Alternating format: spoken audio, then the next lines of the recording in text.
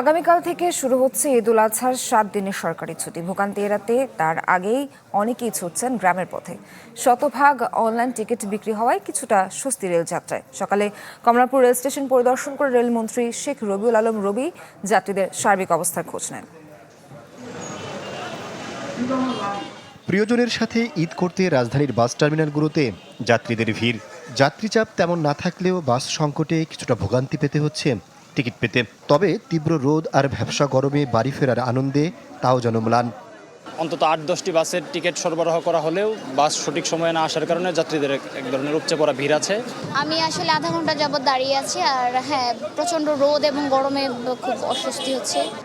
অনলাইনে যারা রেলের অগ্রিম টিকিট কেটেছেন তাদের বিড়ম্বনা নেই, স্বাচ্ছন্দ্যে বাড়ি ফিরছেন তারা। অতিরিক্ত যাত্রীচাপ না থাকায় রেলপথে এখনো স্বস্তি। গ্রামের বাড়ি গিয়ে সবার সাথে আনন্দ করবো। গ্রাম আমার ভালো লাগে। অনলাইনে কিনি নাই, আমি আইসার টিকিট সংগ্রহ করছি, তো আমি ট্রেনিং টিকিট পাইছিলাম। অনলাইনে যেহেতু টিকিট কাটা হয়, টিকিটে লাইনও ধরতে হয় না, ভোগান্তি আগের মতো আর নাই। এখন খুবই সুবিধা হয়েছে আর কি। এদিন কমলাপুর স্টেশন থেকে ছেড়ে যায় ৪২টি ট্রেন। সকালে ৩ ঘন্টা দেরিতে ছেড়ে যায় Burimari express.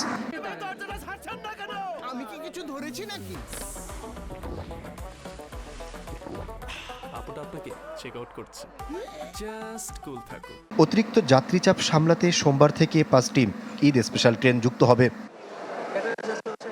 Kamalapur rail station পরিদর্শনে এসে রেলমন্ত্রী শেখ রবিউল আলম রবি জানান, যাত্রী সেবা নিশ্চিতে চাহিদার তুলনায় ট্রেনের সংখ্যা পর্যাপ্ত নয়।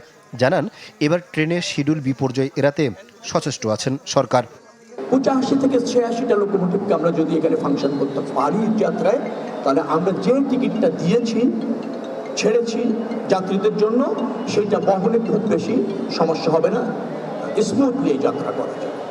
সোমবার থেকে শুরু হচ্ছে 7 দিনের সরকারি ছুটি। তখন থেকে সব পথে বাড়বে ঘরমুখো মানুষের ভিড়। আহমেদ সোহাগ, চ্যানেল 24, ঢাকা।